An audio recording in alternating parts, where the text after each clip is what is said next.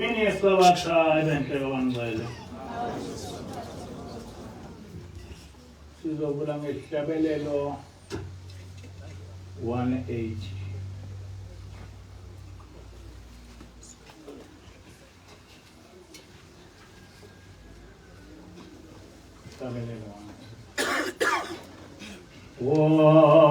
Wozani no kezisi au eseri basi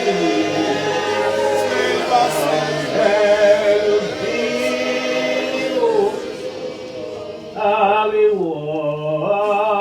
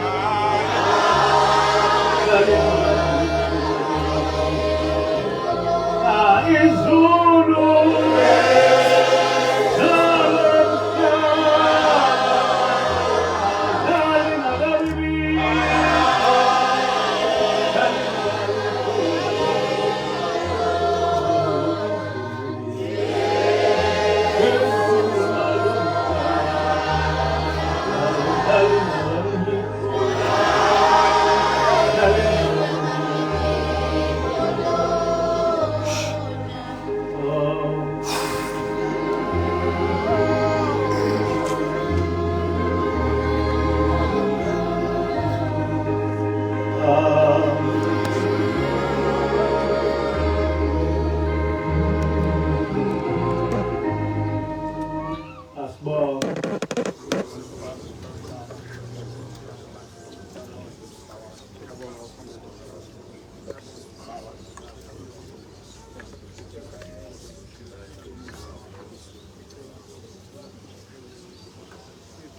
Amen.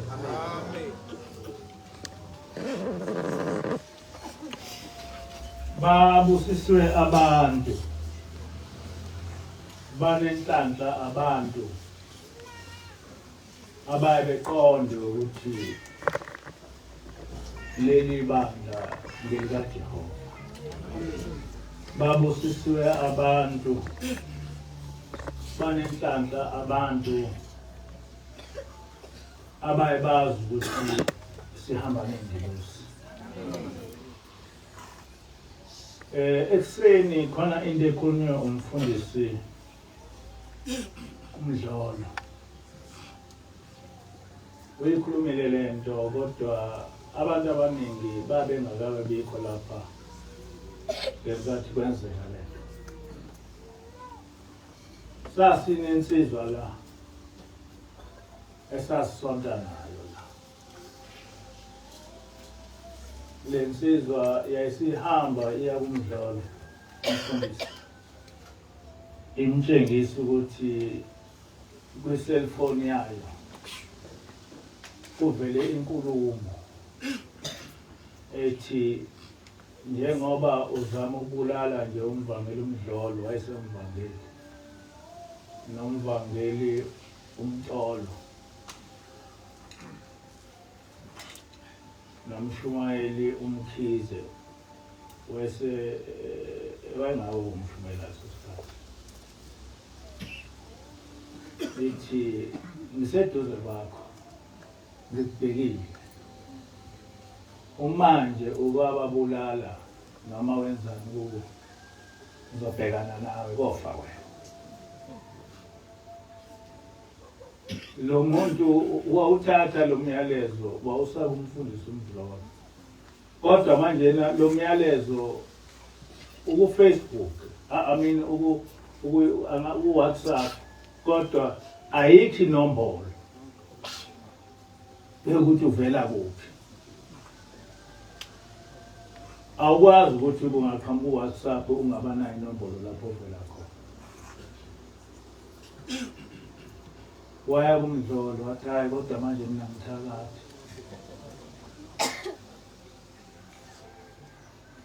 Waqale ukuthi uthi uMdlolo akenzeni ngoba phela lo myalezo uthunyelwe uyena. Kodwa futhi awunanombolo ukuthi uqhamukaphi.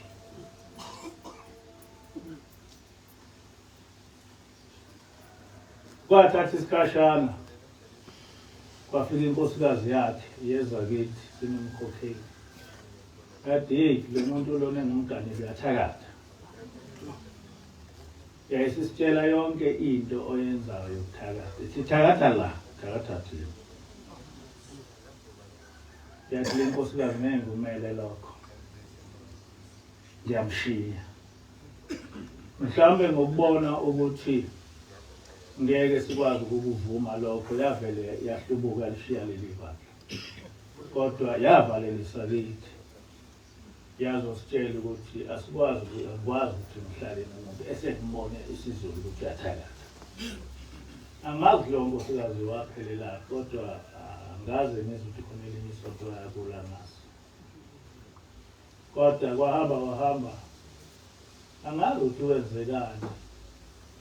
Kwagcina nebandla selishaya amakhala ukuthi nongeke. Wagcina exoshiwe leli bandla. Ngizwa kuthiwa wazama kuya ngasebuhleni nakhona. Kwaba khona into owayenzayo nakhona bamxosha.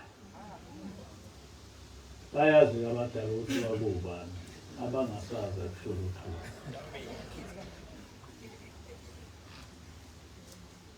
Ngisho ukuthi uma ngabe uNkulunkulu ekulahlile ngeke ubone ukuthi ukhona uNkulunkulu. uma uNkulunkulu ekulahlile ngeke ubone ukuthi kukhona izingilosi la ngoba into enjalo ayikwazi ukwenzeka akwazi ukuthi kuvele kuqhamuke nje i-message kwi-WhatsApp yakho kodwa ingenayo inombolo ukuthi ivela akwazi ukwenzeka lokho kwakumtshengisa ukuthi leli bandla linabantu basezulwini abalibhekile. Amen. Isihloko engizokhuluma ngaso sithi inceku kaJehova kumele isebenze njengosonhlalakahle. Inceku kaJehova kufanele isebenze njengosonhlalakahle. Le nkulumo engikhulumayo isekuqhubeka kwentshumayelo yangesonto eledlule. Ngelinye ilanga ngaphambili ithi ingilosi lithi uma ngase uNkulunkulu emnikeze u40 million rand ningawenzani? Sasisishe singakusho sakusho kodwa sayibali nje esonto. Sasisibala izinto eziningi esingazenza ayathula. Sesiqedile ayisithi akakho umuntu ohlupheka njengoNkulunkulu. Ngoba abantu abaningi abamkhonzi uNkulunkulu. Kodwa uma ngabe sebehluphekile ithemba labo likuNkulunkulu. Nempela ke abantu abaningi abamkhonza uNkulunkulu bamkhonza kuphela hayi ukuthi bamkhonza bamkhumbula kuphela uma sebesosizini. Kodwa uma bengekho osizini abantu abaningi abamkhonza uNkulunkulu bakhonza ezinye izinto. Ithi-ke ingilosi akakho umuntu ohlupheka njengoNkulunkulu. Ngoba noma imuphi umuntu uma esosizini ubheka uNkulunkulu. Yaqhubeka ke ingilosi ithi ezulwini uNkulunkulu akasebenzi ngomlingo ngaphandle uma engasekho enye indlela. Kodwa nje ngokwejwayelekile uNkulunkulu akasebenzi ngomlingo. uNkulunkulu uyakwelekelela ekusebenzeni kwakho. Ekwelekelele ekuthandazweni kwakho. Kodwa uNkulunkulu akasebenzi ngomlingo, uNkulunkulu usebenza ngabantu. Besho yathi uNkulunkulu akasebenzi ngomlingo.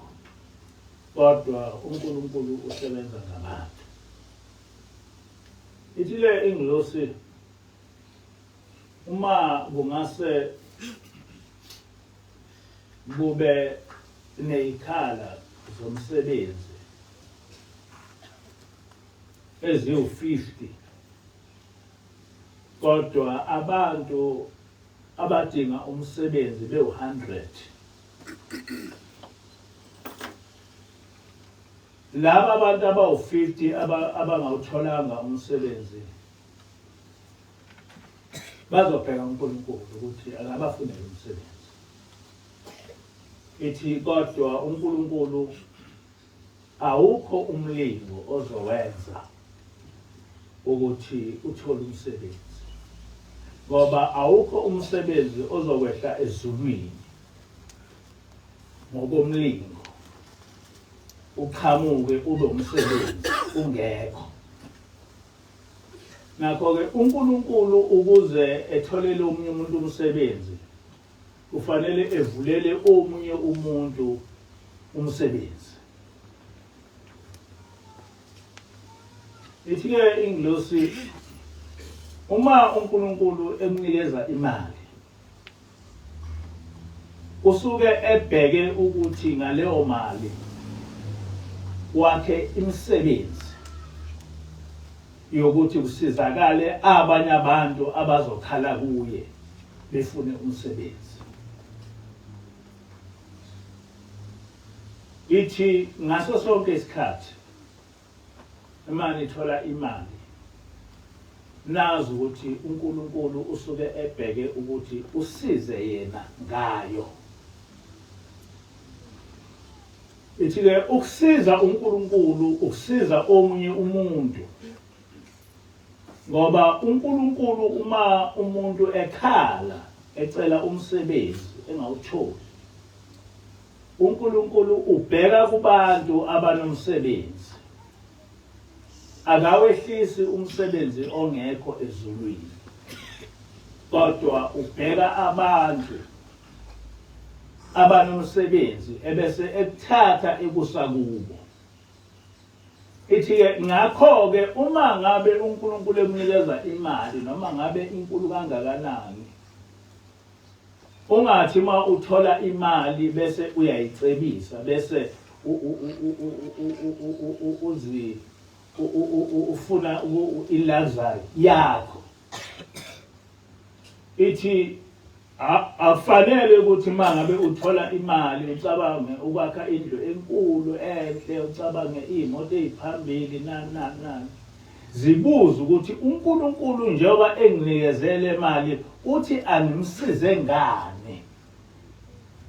Nangayikhuluma lento phambili. Uthi uNkulunkulu njengoba enginikela le mali uthi angimsize ngani yena.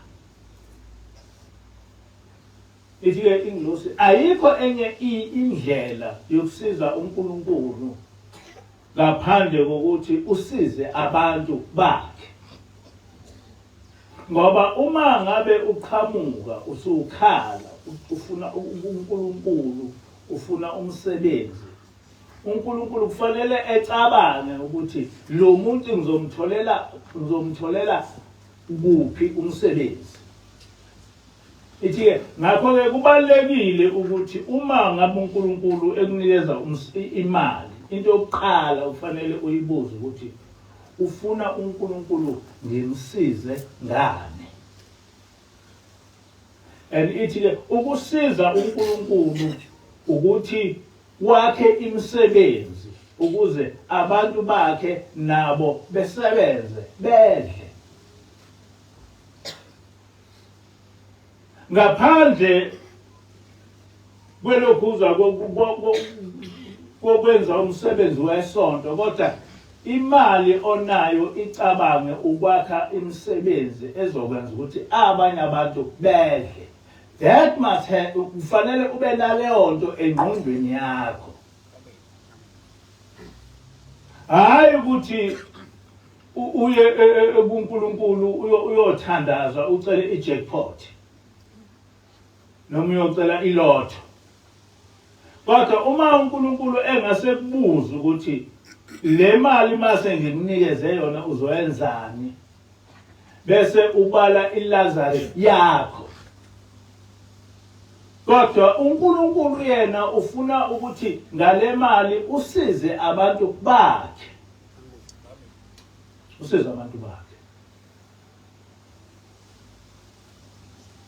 Ithi uma ngabe usebenzela uNkulunkulu ngaso sonke isikhathi ungazibuki wena, ubuke ukuthi uNkulunkulu ungamjabulisa ngani ngale mali okunikeze yona. Ungamjabulisa ngani, umbalele leyo nto ozomjabulisa ngayo uyenze. Ithi-ke ingilosi uma usebenzela uNkulunkulu awukwazi ukuthi uhlupheke, awukwazi. Ithi uma ngabe niyibandla, ibandla lifana ne-charity organization. Li-charity organization yasezulwini, ngoba abalandeli bebandla kufanele ukuthi bengalambi ngokomphefumulo futhi bengalambi ngokwenyama. Ngiyabona lento isafana lento bengiyikhuluma last week. Afanele ukuthi abalandeli bebandla belambe ngokumphefumulo. Ngamanye amazwi abalandeli bebandla kufanele beyiqonde indlela yokuthi uma behamba emhlabeni bazongena kanjani ezulwini, befundiswe uwe oyinceku kaNkulunkulu. Kodwa ungagcini lapho, ubuye futhi ucabanga ukuthi laba balandeli bazophila kanjani ngokwenyama. Bazophila kanjani ngokwenyama. Ngamanye amazwi iminikelo enikelwa abalandeli bebandla ufanele in one way or another ibuye ibasize nabo. Ufanele ibasize ngokuthi bebe nendlu yesonto. Kodwa futhi kufanele ukuba ibasize ekuthenini ibandla lakhe imisebenzi yabo abazophila ngayo.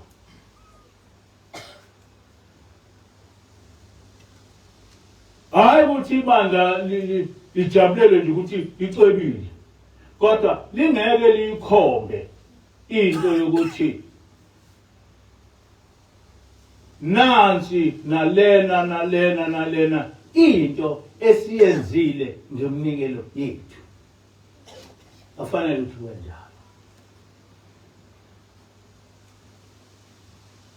Ibandla afanele ukuthi umuntu ethe kholo kodwa elale engadlile, kodwa ibandla linemali eningi elingamandla nayo. Ikhona nje la lokho sifundiswe kakhulu eMbiyweni. Angikholwa ukuthi kumabandla abantu likhona ibandla elondla abantu njengaleli bandla. Sinenhlanhla ngoba sibe nomuntu ofana nomkhokheli. Umkhokheli uyakwazi ukuzwa umuntu ohluphekile ngisho engazange weza kuye. Uyakwazi. Angazi ukuthi uyayibuzwa kanjani lokho, kodwa uyakwazi. Uma ngathi abasukuma abanye besho, bengaba banindaba abantu abasho lapho ukuthi umkhokheli wavela waqhamuka nje nginikeza 1,000 rand wathi amandla abantwana bami. Banginikeza 500 rand, banginikeza 700 rand, wathi angihambe ngiye esibhedlela ngoba angiphathekile kahle. Baningi abantu abayizalukazi lapha abangasho ukuthi njalo ngenyanga thina siba nomnikelo esuthola la wokuthi sikwazi ukudla. Izalukazi ezilapha ziyaluthola umnikelo. Ensuke nina nonikela wedlule uye kubo ukuba yondle izalukazi, yondle amakhehla. Maningi amakhehla abantu mase sazi ukuthi akasasebenzi njalo ngenyanga and umkhokheli akakhohlwa. Akhohlwa umkhokheli. Nangazi noma mina ngiyakhohlwa. Umkhokheli unazi nonke angazi kanjani. Kodwa nje baningi abantu abaye ukuthi uma kuphela inyanga belambile evele azi umkhokheli evele embize emnikeze imali ethi hamba uyokondla izingane zakho. Engazange wazwacela. Nginamanga. Baningi. Kodwa lokho sikufundisiwe ukuthi la esontweni umnikelo ubasiza abantu besonto. Ukube mhlawumbe sibaningi kakhulu sibaney'nkulungwane zey'mali ngey'gidi zey'mali, ngabe lapha sinesikhwama nje esiqondene nabantu abahluphekile. Ngabe sinesikhwama nje esiqondene nezalukazi noma namakhehla abantu abangasebenzi. ngabe sinesikhwama nje esiqondene nebhasari yokufundisa iy'ngane ey'nganabo abazali. Lapha ekhaya siyayibheka iy'ntandane. Njengoba wakwasho nje umkhokheli ngelinye ilanga, sasino baba la owayeNazaretha washona, kwasala unkosikazi wakhe. In fact umkhokheli wayemondla kwayena lowo baba ngoba wayengasasebenzi, washona. uSimelane, washona uSimelane. Mase eshonile uSimelane, umkhokheli wondla unkosikazi wakhe. Washona nonkosikazi wakhe, sasala ney'ngane zakwaSimelane nazo yikhona. Umkhokheli uyakhiphe imali, ekhiphe imoto, zihambe iy'ngane ziyokondliwa. Lokho sifundiswe ezulwini ukuthi kuwumsebenzi webandla ukuthi libhekele abantu balo. Lapha asigcini ngalokho. Ngisho kwaShembe alikho elinye ibandla lamaNazaretha eliye libe nemali noma umnikelo elinikela ngabe lisiza ingane zakwaShembe njengaleli bandla. Kodwa abantu bakwaShembe kufanele bazi ukuthi angeke uthi ngoba nakho ngokwaShembe ubusucabanga ukuthi uzofika lapho ubusuthola imali. Yonke into esiyenzayo siyitshelwa ingilosi. Iyona eyazi ukuthi lo mntwana kufanele nemsize, lo mntwana kufanele nemsize. Kakhulukazi la kwaShembe kunamantombazana amadala kimi, ngamantombazana aseyizalukazi azalwa ubabili. Esiwazi ukuthi lo ntombazana lona ufanele ukuthi ethole ukondliwa uma sekhona imali. Uma ngabe sinikela thina nomkhokheli, umnikelo siunikela usinikela eLatini. Uma usumningi bese siunikela ingane zikababa ilanga noma ebani. Uma ingane nje isidala sesibona ukuthi siyahlupheka. Futhi hayi ukuthi ucela bona. Siyazi ukuthi lo mntwana kufanele simondle, lo mntwana kufanele simondle, lo mntwana kufanele simondle. Bakhona ke abanye ababethi hayi ngoba nakho leli isonto le-attached. Babethi esontweni lakithi ngoba bathi isonto lakithi abazi ukuthi isonto likaJehova. Bese bezofuna imali lapha ngokuthi isonto lakithi, becabanga ukuthi lento ngiyakubo. Cha, phambi kuleli bandla siyabonda abantu bakwaShembe esuyingilosi esitshelile ukuthi asibonde. Ukuze sithole isibusiso ngoba masonda umuntu wakwaShembe suke sifuna isibusiso kuba abamkhulu nakubabilanga. Kodwa into engiyiqondile ukuthi encane. Kodwa uma singaba nebandla eliney'nkulungwane ney'gidi zemali, singaba ne-charity ilokhuza, singavula amalokhuza, ama-charity organization amaningi lapho esiza khona bonke abantu abamnyama. Ngokwaleli bandla, uma ngikhuluma ngaleli bandla ngikhuluma nge-NCG, ngikhuluma ngebandla lamaNazaretha. Ubaba mkhulu wakubeka ukuthi leli bandla apart from ukuthi lishumayela indaba kaNkulunkulu kufanele lisize abantu. Ubaba mkhulu waze wahamba emhlabeni engena imoto. Kodwa ubaba mkhulu wahamba emhlabeni ethenge imihlaba over 40. Over 40 lands. Angeke ukukholwe lokho. Engafundile wathenga imihlaba over 40. kodwa waze wahamba emhlabeni engazange wayithenga imoto yakhe ehamba ngenyawo. Kodwa yonke imali oyitholayo ebandleni elokhuza ethenge imihlaba. Leyo mhlaba leyo yayihlala amaNazaretha.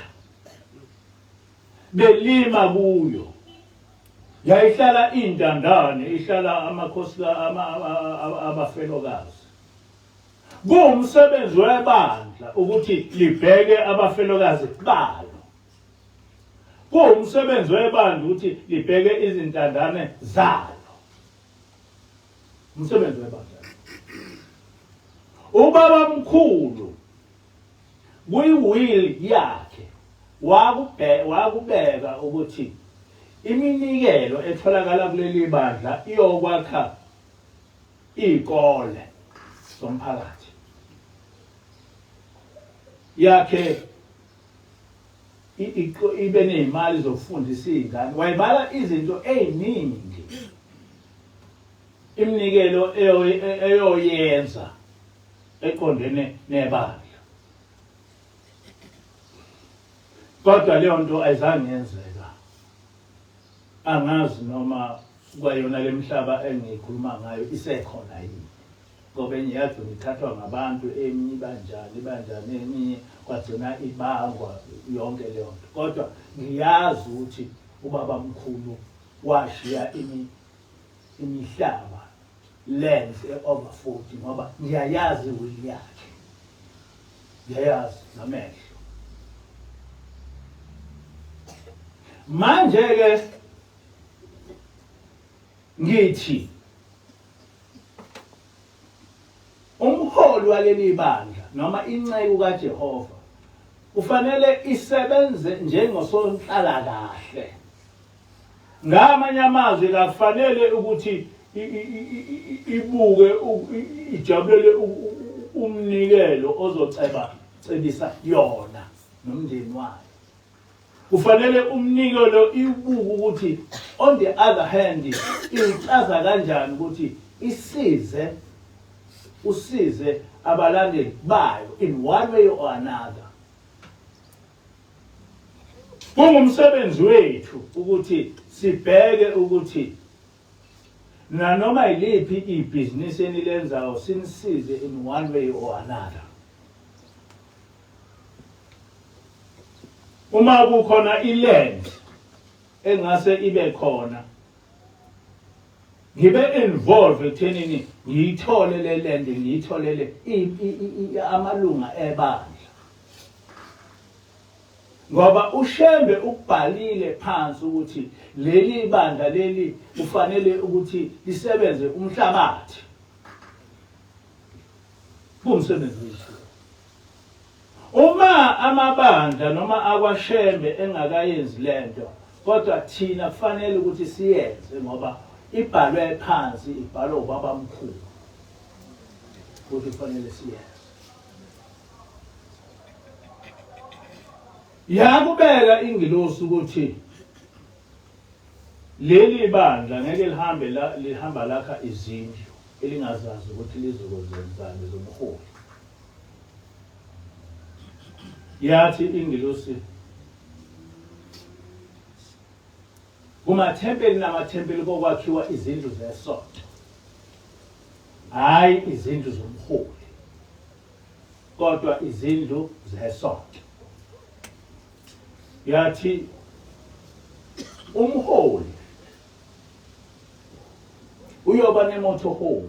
Yakhuluma ngemotorhome, ngangakayazi imotorhome ukuthi yini. Yakhuluma ngemotorhome yathi uyoba nemotorhome, yathi yakubeka yathi ukhona indlu eyimoto okufanele ukuthi umholi waleli bandla eyithenge. Uma eseyithengile lapho oyakhona efike ekhempe ngalendlu eyimoto.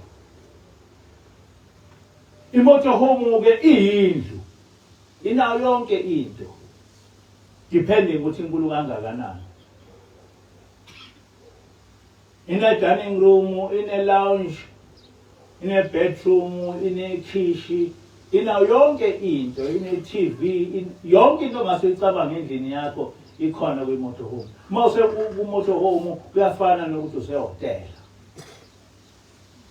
Ithi-ke ingilosi, umholi uyoba ne-motorhome, noma bengathi i-motorhome-ke mhlawumbe engangebhasi ebiza, kodwa akube i-motorhome ozohamba nayo. Hhayi ukuthi lapho ufika khona bese kuba abantu bakhona bese kufanele ukuthi bakhe indlu yakhe. Indlu yakhe ayibe sendaweni eyodwa. Umuzi wakhe awube sendaweni eyodwa. Kuzo zonke ezinye indawo ehambelayo akahambe ngemotorhome. Ngaqala lapho ukucabanga ngemotorhome njengoba ngaba nemotorhome. Kodwa bangayi imotorhome etheni ngoba leli bandla likabanayo imali. Kodwa nje umholi waleli bandla uyoba nemotorhome noma angasekho emhlabeni. Ngoba lezi zinto ngizikhulumela ukuthi noma ngabe sekuthiwa angisekho emhlabeni, nizazi ukuthi wathi umelusi ingilosi yathi. Ngakho-ke asiyilandele lento. Ngoba kungenzeka ukuthi uma sengihambele mina emhlabeni bese kungenzeki ngale ndlela lena engiyikhulumayo. Noma ingilosi ikhulume into bese ngiyithatha kancane bese igcina ingaziwa yini ukuthi ingilosi yathi ingilosi kuleli bandla umholi uyoba nomuzi wakho owodwa. Bese kuthi kwezinye indawo ethenge imotorhome esebenzise yona. Engalali ehhotela futhi engalali emzini womuntu futhi engakhelwa umuzi. Ibandla lomthengela imotorhome kuphela. Nokwenza kimi imali ikhula noma ngahamba emhlabeni nalowo ophatha leli bandla ngeke libe nezindlu zomholi, ngeke libe nezimoto zomholi. Ithi-ke ingilosi ibandla lifana nohulumeni. Ngingakafiki lapho ithi ingilosi kuvumelekile ukuthi kuleli bandla ube umholi we-political party noma ungene kwi-political party. Ithi ngoba uma ngabe amakholwa engeke engene kwi-political party, kohlale kwi-political party kungabantu abangazi lutho ngoNkulunkulu, izwe liyobhubha libhujiswe abantu. Kodwa uma ngabe kwanda abantu abakholiwe kwi-politics, abantu abakholiwe bofike beyilwele indaba kaNkulunkulu, beyilwele indaba yokukholwa, be-influence umhlaba ngendaba yokukholwa. Njengamanje manje sine-ADP. I-ADP i-African ACDP, yes. ACDP. The Christian movement, yeah. Ephethwe ubani umshwe? Bani? Kenneth Mshwe. Ukenneth Mshwe lapha eParliament njalo mayesebona ukuthi izinto ziyabheda, uyaqondisa ukuthi no, ngokukholwa lento akufanele yenzeke. Kodwa kutholakala ukuthi uyedwa. Abakho abanye abantu eParliament abakwazi ukuthi bemelekelele ukuthi simi thina simele uNkulunkulu. Uyedwa. Kodwa kuyafuneka ukuthi ebebe khona abantu abasaba uNkulunkulu eParliament, abazofundisa abazoba nesibindi eParliament ukuthi indaba kaNkulunkulu kanjena ihambe kanje. Njengamanje nje ngathunywa ukuthi ngibe umholi webandla. ngokuba umholi webandla ngikwazile ukuthi ngikhulume kubantu ukuthi uNkulunkulu akasakhozwa, asibuyele uNkulunkulu. Kodwa bengeke ngikwazi ukwenza lokho uma bengawumholi webandla. Kodwa njengoba ngisho ngithi wathi uShembe wena uyimanji kaShembe namaNazaretha, wayesho ngoba azi ukuthi ngiyoma phakathi kwabantu njengomuntu ofundile, yonke into iyoqhamuka ngiyitheklishe ngokwemfundo yami. So le mfundo lena iyamsiza uNkulunkulu. Le mfundo lena iyamsiza uNazaretha, iyawasiza amaNazaretha afuna uNkulunkulu. Iyamsiza uShembe ofuna ukuthi kwande indaba kaNkulunkulu emhlabeni. Which means ukuthi uma ngase kwande abantu, uma ngase kwande amakholwa, uma ngase kwande abafundisi abashumayela leli ivangeli engilishumayelayo, bese umhlaba uyiqonda indaba kaJehova njengoba uqonda indaba yobuKristu, umhlaba ungathika. Ngoba umhlaba woniwa ngabantu, umhlaba futhi ulungiswa ngabantu. Akwazi ulungiswa ngabantu. Umhlaba woniwa ngabantu, umhlaba ulungiswa ngabantu. Ngakho-ke kuwumsebenzi wethu ukuthi siwuqondise umhlaba. Ungasho ukuthi sibancane, ngoba singaba bancane namhlanje kusasa sibe baningi. Njengoba lokhu siqalile nje sikhuluma indaba kaJehova, baningi abantu manje sebe-understanda, bayasho bethi bengayazi indaba yokukholwa, bengayazi indaba kaJehova, sengiyayibona manje ukuthi lento ihamba kanjani. Kodwa yenziwe ukukhuluma komuntu. uNkulunkulu usebenzise umuntu.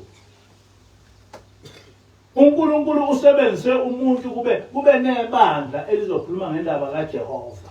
Akazange kwavele njena kwehla ingilosi ezulwini zaqhamuka zakhuluma ngoJehova. Cha, usetshenziswe umuntu. Ithi le ingilosi ibandla lifana nohulumeni. Lapha eParliament kuno president, kuno minister. Upresident ufike ethengelwe imoto nguhulumeni, enikezwe indlu uhulumeni, efakelwe ifurniture uhulumeni, ethole ukudla uhulumeni. Ayikho into edingwa yiminister. Sengikhuluma yiminister, ngingasakhuluma even ngopresident. Indlu kuba ngakahulumeni ibe yinhle, ifurniture, yonke le furniture lena kube ifurniture enhle, kube nokudla okuthola every month. Iminister makufika ivakashi kunokudla vele okuningi okwaziwa ukuthi nje kuyiminister njena uzothola ilokhu uzo-attend abantu. Ngakho-ke nansi kuthiwa yini konke budget, nokuthiwa ibudget, ngambiza ukuthi ibudget eqondene nokudla. Uminister unamasudu, uminister akayithengi ingubo zokugqoka, uyithola uhulumeni. Nokuthi kufanele ukuthi egqoke kahle kanjani, uba nabantu abaqashiwe, eqashelwe lokho, ukuze umsebenzi wakhe ube decent. Kodwa lokho kwenzelela ukuthi engahlupheki. Kodwa sekwenziwe lokho, ama-taxpayers kufanele ukuthi imali etholakale kubantu, taxpayers money, eyisebenzise ngendlela efanele. Hayi ukuthi ufike wenzelwe unikezwe indlu, unikezwe imoto, unikezwe ama-security guards, wenzelwe yonke into. Bese kuthi futhi le mali lena ethola kwi-taxpayer, bese futhi uyintshontsha nayo. Cha. Yonke lento inikezwe wena ukuze ube umuntu owethembekile. Ekuthenini i-taxpayers money abantu uma kufanele kuba benzele umgwaqo bewuthole besizwe wena. Uma abantu kufanele bethola amanzi bewathole besizwe wena. Uma abantu befuneka ukutholakala noma yini edinga umphakathi beyithole bethole wena besizwe wena. Ngoba uhulumeni wena ukunikeze yonke into. Ukunikeza udriver, ukunikeza imoto enhle phambili, wakunikeza indlu ephambili, wakunikeza ilokhuza ukudla okufanele u-entertain ngakho, wakunikeza ingubo, wakunikeza abantu abazogqokisa. Njengoba ngibona ama-ministers egqoka njena nje agqokiswa. Awusoze wafika emzini weminister ithi kakukho ukudla. Ngisho mina nje ngangilokhuza ngiudirector nganginelokhuza yami ngine-fridge yami. Kune-budget nje ofanele ukuthi nginikeze ilokhuza ukuthi uma efika umuntu ithole udrink noma yini. Kuqala ko-director nje unikeze imoto, unikeze indlu. Imoto oyitholayo uzohola installment sayo sikhishwa uhulumeni. Indlu oyitholayo installment yayo sikhishwa uhulumeni. At the same time futhi usubuya ntshontsha. Awusawenza uzokuthiwa umuntu untshontshe ama-billions of rands. Khona elinye icala lapha engizwe kuthiwa abantu bavela enkantolo for 30 billions of rands. Awunje ukuthi umuntu usuke ezowenza 30 billion. Usho lo muntu vele uyimanager ucebile but usafuna 30 billion. Omunye umuntu ufuna imali yokubribe abantu kuba behlale bemlokhuza noma yini oyenzayo ewina amacala kube yiyo yonke leyo.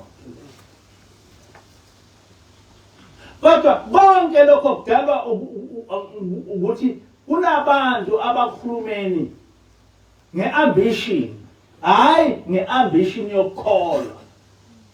Kodwa hayi nge-ambition yokusiza umphakathi.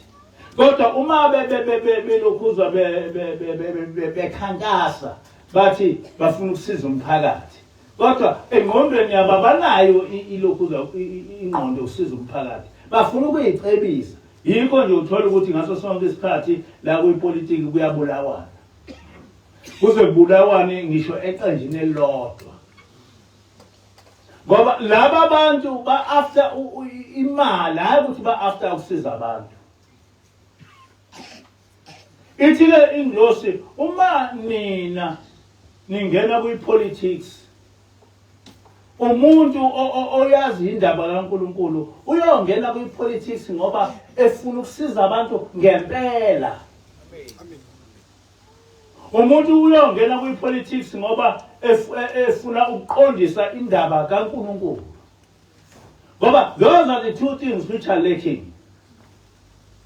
Ukuthi umuntu engene kwi-politics ngenhloso ye-ambition yakhe kodwa enganisele ukusiza umphakathi. Umuntu engene kwi-politics ngoba efuna ukuyicebisa.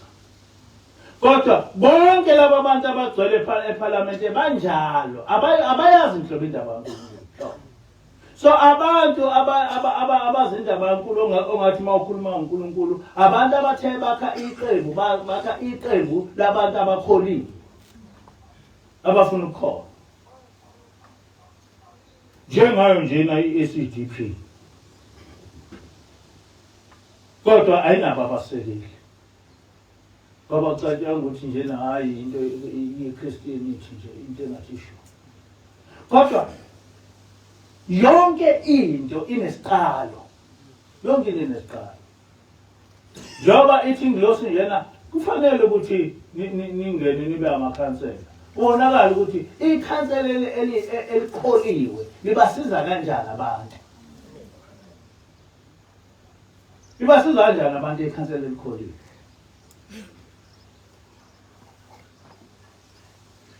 Umholi okholiwe uyikhuluma kanjani indaba kaNkulunkulu? Ikhuluma kanjani? Njengoba ngabekwa uNkulunkulu ukuthi ngishumayela indaba kaNkulunkulu, wangibeka ngoba sengihloliwe ngabona ukuthi ngikholiwe. Lento ekuthiwa ngiyenze ngizoyenza. Ngiyayenza. And baningi abantu through leli bandla abazofunda ukukholwa besijoyini bebe contribute.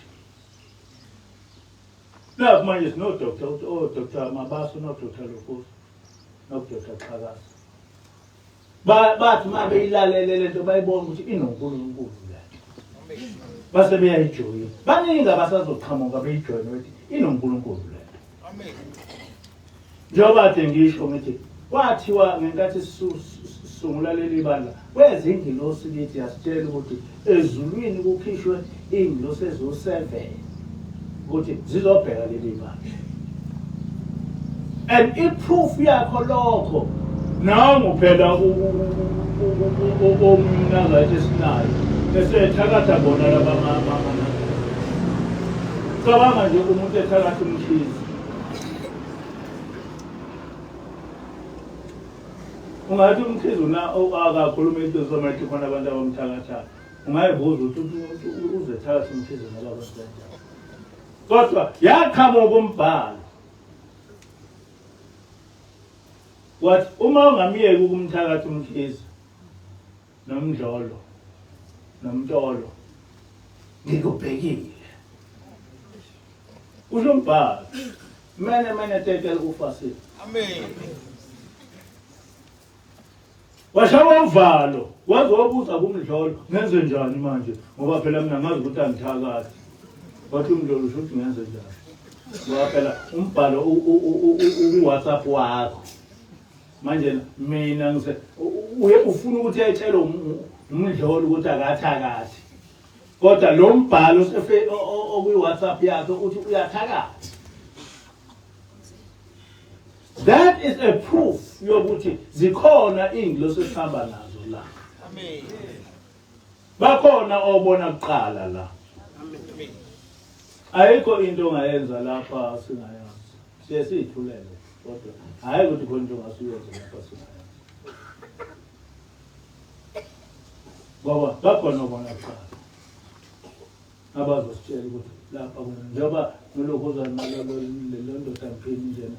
Watshelwa lokho zombhalo uyathakatha uthakatha umfundisi umdlolo nomfundisi umtolo nomshumayeli umkhizi yathi wathi umbhalo uma uqhubeka nalento uzobhekana nayo wahamba akulona iphupho lokusuma manje ke okokuqala sinalo ilungelo lokuba iparty, political party. Kodwa lelo lungelo nawo lokho kwenza lokho ungaqhamuka abantu abayiphaphele baningi abantu abaphaphile lapha abavele beqhamuke besho into engeke iyenzeke. Engaphuthi uqhutshwa uNkulunkulu eqhutshwa ukuhlanya kwakhe.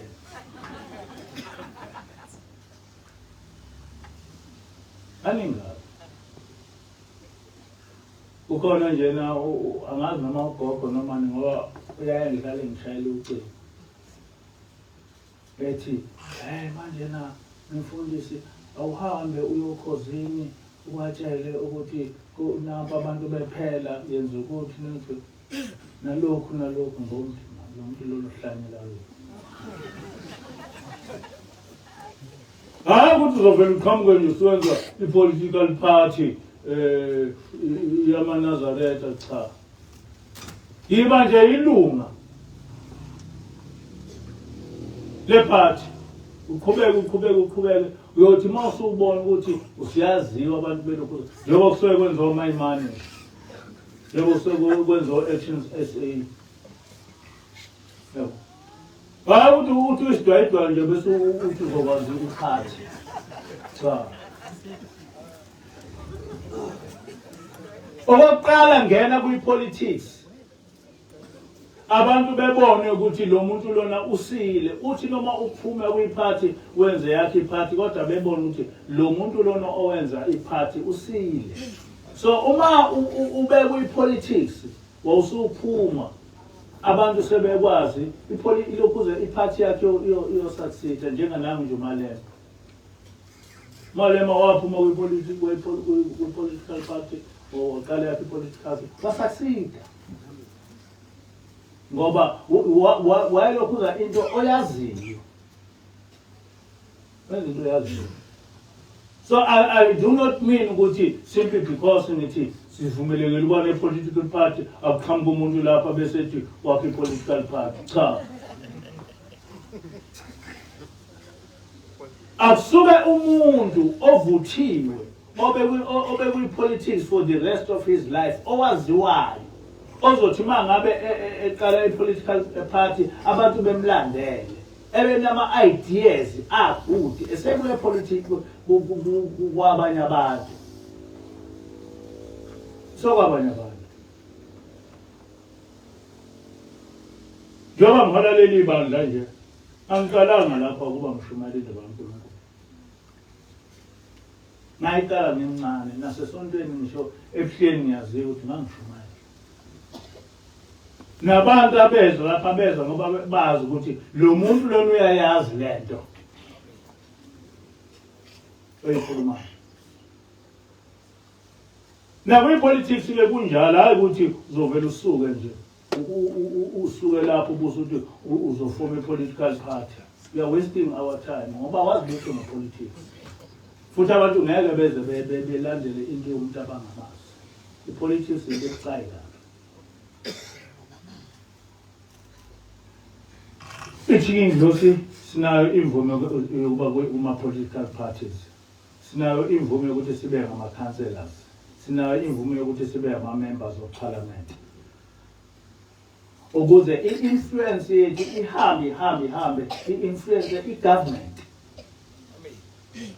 influence i-government nalapha kwi-government ishumayela indaba kaNkulunkulu ukube sinabantu abakholiwe laphana kwi-government ngaba yiyo yonke ayikho yonke lento yo-abortion ngaba yikho yonke lento yo-gay angazi yabona imithetho yase-South Africa ibole kunayo yonke imithetho yamazwe amaningi and uma ngabe sebeyishaya le mithetho isibaphendukela ababoni ukuthi zonke lezi zigebengu ezigcwele e-South Africa zakhiwe yibo bakuboni lobu bugebengu obuse-South Africa kwakhiwe imithetho yase-South Africa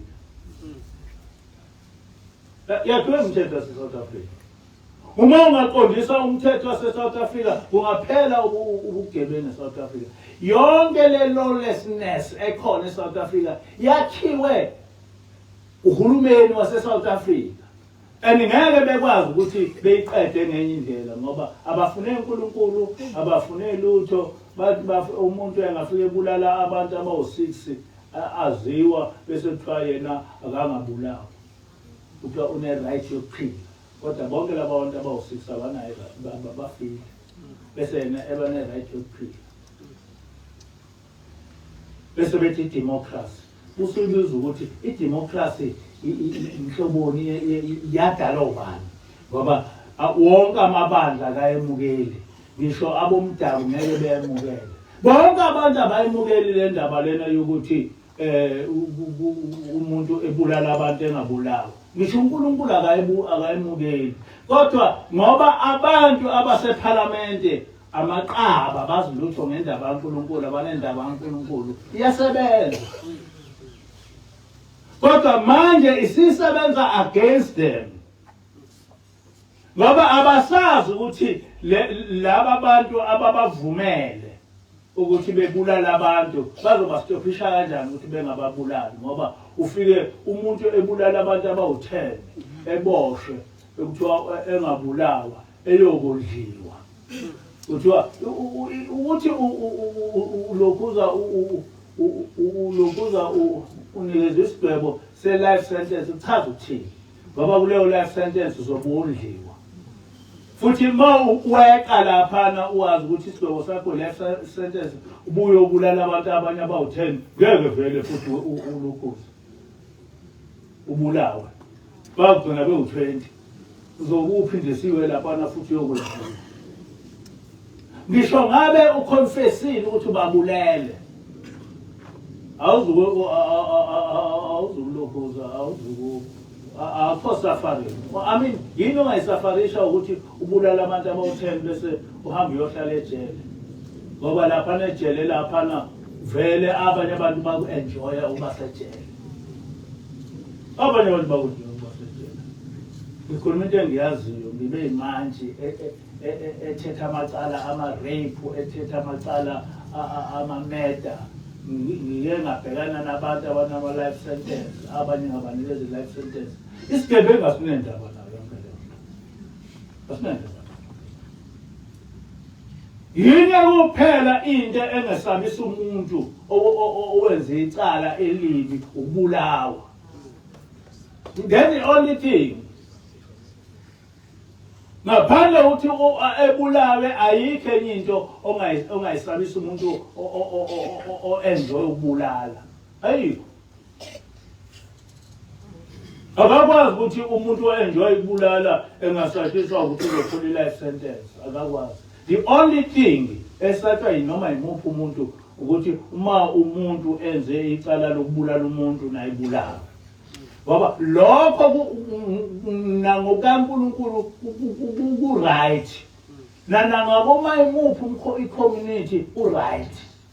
Kodwa lokho sekushiwo iParliament ukuthi akukho right, kufanele umuntu ebulale noma u-10 wabantu, kodwa bese yena eyohlala ejele ondliwe enikezwe ama-right amaningi. Yinto nje ongayazi ukuthi kwaphela njengamanje na iziboshwa ziyakwazi ukubopha amaphoyisa zisejele ukuthi zihlukunyeziwe. Vele umuntu osejele kufanele ehlukunyezwe. How is it going to feel ukuthi uboshiwe mayengahlukunyezwa? How is it going to feel ukuthi uboshiwe ngoba noNkulunkulu uma ngabe ekusesihogweni ufike kuhlukumeze? Uzokwazi kanjani? Oh, kama Nazareth,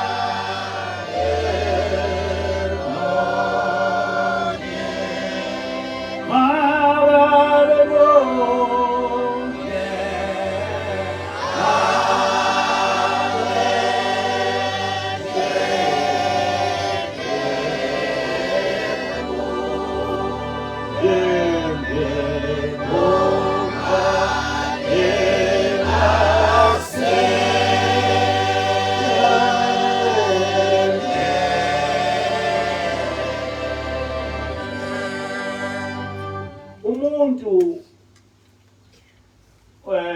osebenzela uNkulunkulu uyingceke kaNkulunkulu. uyisisebenzi sikaNkulunkulu. Ngakho-ke ngaso sonke isikhathi ungakukhohlwa lokho. Ungakuvumi ukuthi uthi uyingcebo kaNkulunkulu bese uyiphathiswa okwenkosi phezu kaNkulunkulu. Ungakuvumi ukuthi uthi uyingcebo kaNkulunkulu bese ufuna ukuthi wena ukhulekelwe, wena ube worshipped. Ulungile ukuba ube respected ngoba khona umehluko phakathi kuba ube respected nokuba ube worshipped. Bonke abantu bakuleli bandla uma befuna ukuthi uNkulunkulu ehlale phakathi kwabo, they must never be worshipped. They must be respected by abantu kakhulukazi bebantu, but not be worshipped. Ngoba uma usuworshipper ubuholi waleli bandla usuke usubukela lo okuthumile umbukelela phansi. La ngiye ngisho ngihlale ngisho ngithi uma ngabe ngena nisho amen washo ingilosi futhi kusho kubaba ilanga yena wathi uhamba phambi kwami. But not ukuthi mina ngingcwele.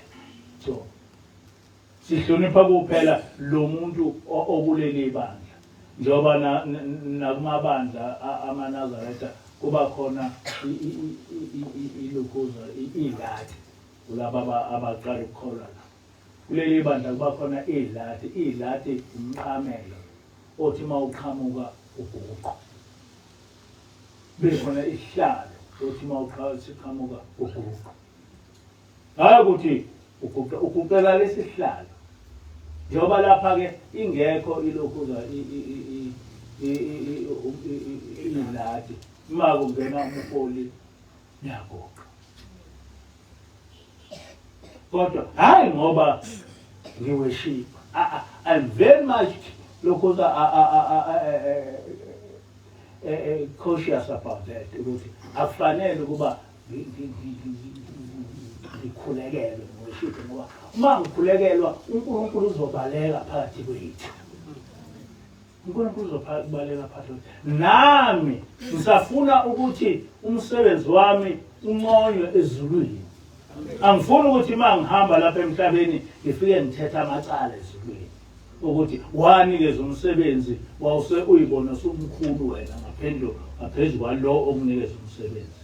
All the time I must be aware ukuthi njengoba ngiphambi kwami njena ukhona ingilosi eningayiboni.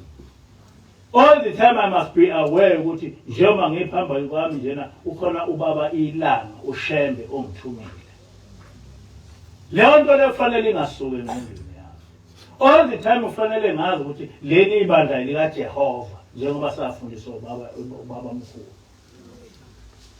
And ufanele ukuthi bonke abantu abakholwa lapha bebe aware of that. Ukuthi ayikho into enkulu edlula uJehova. uJehova ngaso sonke isikhathi kufanele ukuthi simbabaze, simdumise. Singayidumisi thina. Singafuni ukuthi abantu bedumise thina. Ngiyothola ngokudunyiswa abantu ngoba into ebalekile ukuthi ngifike ezulwini ngijatshulelwe abaholi abangaphambi kwami. Ngisho ngithi ngifuna ukuthi mangifike ezulwini uqhamuka uMose ethi awumfana wami wawubuyisa umsebenzi wami. Kuqhamuke uYeshua ethi mfana wami lento ababengiqambela yona amanga wayilungisa. Uqhamuka ubaba mkhulu ethi awumntanami njengoba ngasebenza umsebenzi kangaka ngathuka ngayo yonke lento ngalokhu wayilungisa lento yakho. Uqhamuka ubaba ilanga ethi ngiyabonga mntanami baba ngathi mangikuthuma wayenza lento engithi ngiyenza. Bese ngihlala ngakwesokunene sikaNkulunkulu.